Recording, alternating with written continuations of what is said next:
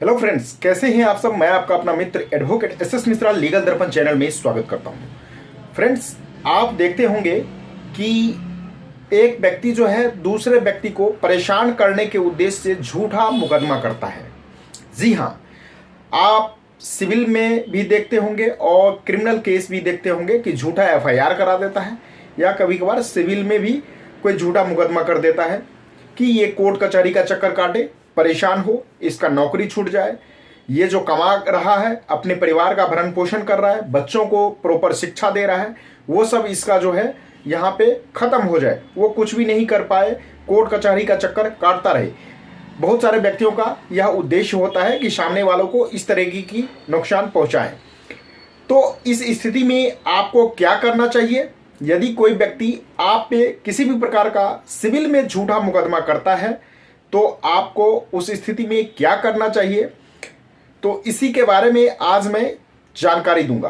तो इसे जानने के लिए वीडियो को लास्ट तक देखें, और वीडियो देखने के बाद अच्छा लगे तो चैनल को ज़्यादा से ज़्यादा सब्सक्राइब, वीडियो को ज़्यादा से ज़्यादा लाइक और शेयर करें।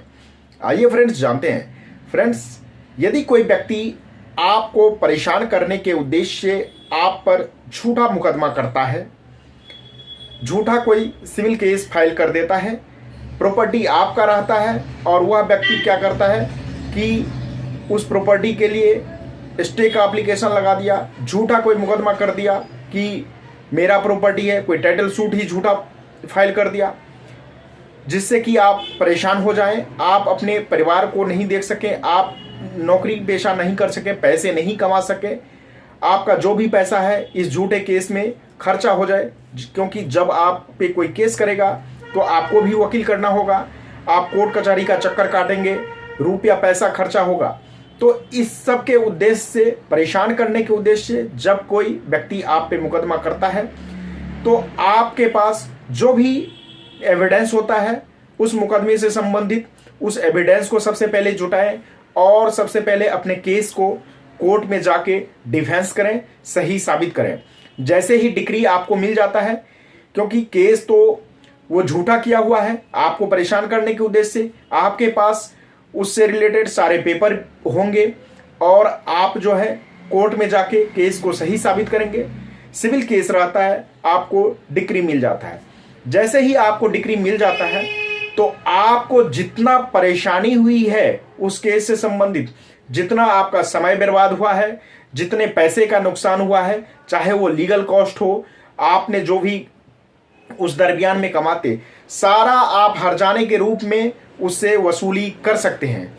बहुत सारे व्यक्ति को इन चीज़ों के बारे में पता नहीं रहता है, लेकिन आपको पता होना चाहिए कि आपको यदि व्यक्ति कोई परेशान करता है और आप केस जीत जाते हैं, जिससे यह साबित हो जाता है कि उस व्यक्ति ने आप पे झूठा मुकदमा परेशानी करने के उद्देश्य से क्या था कि आपका रुपया पैसा खर्च हो, आपका समय बर्बाद हो, आपका मानसिक संतुलन खराब हो, तो इन सब के लिए आप उससे डैमेज यानी हर्जाना वसूली कर सकते हैं।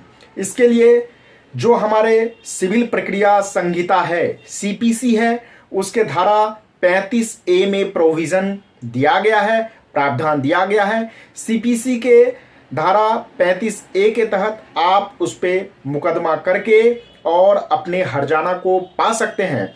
हर्जाने के रूप में आपके जितना भी लीगल कॉस्ट लगा होगा वो भी मिलेगा, साथ ही आपने जितने दिन से वो मुकदमा लड़ रहे हैं उतने दिन में आपका नौकरी जो आप करते, आपका जो कमाई होता, साथ ही साथ जो है आप उसमें परेशान हुए हैं, तो जितना दिन उस केस में लगा है उस केस में आपको इंटरेस्ट भी मिलेगा। यानी कहने का मतलब है जो सरकारी रेट है, गवर्नमेंट का रेट है, जो कि इस धारा में मेंशन है कि इतना न इतने रेट से आपको इंटरेस्ट मिलेगा। तो जितना भी आपका खर्चा हुआ है, सारे खर्चे के साथ साथ आपको इंटरेस्ट सहित उसको भुगतान करना पड़ेगा, जिस व्यक्ति ने आप पे झूठा मुकदमा किया है। तो इसीलिए परेशान होने की कोई आवश्यकता नहीं है। यदि कोई व्यक्ति सिविल में आप पे झूठा मुकदमा करता है तो सबसे पहले एविडेंस जुटा के आप उस केस को सही साबित करें, अपने फेवर में करें, डिक्री लें, और उसके बाद जो है सीपीसी की सेक्शन 35A के तहत उस पे हर्जाना के लिए मुकदमा फाइल करें और उससे अपने हर्जाना को वापस पाएं।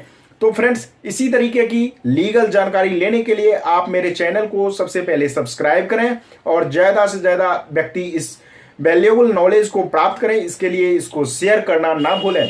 कोई आपको क्वेश्चन रहता है, कंफ्यूजन रहता है, तो आप मुझे कमेंट के जरिए पूछ सकते हैं, मैं उसका रिप्लाई देने का कोशिश करूंगा।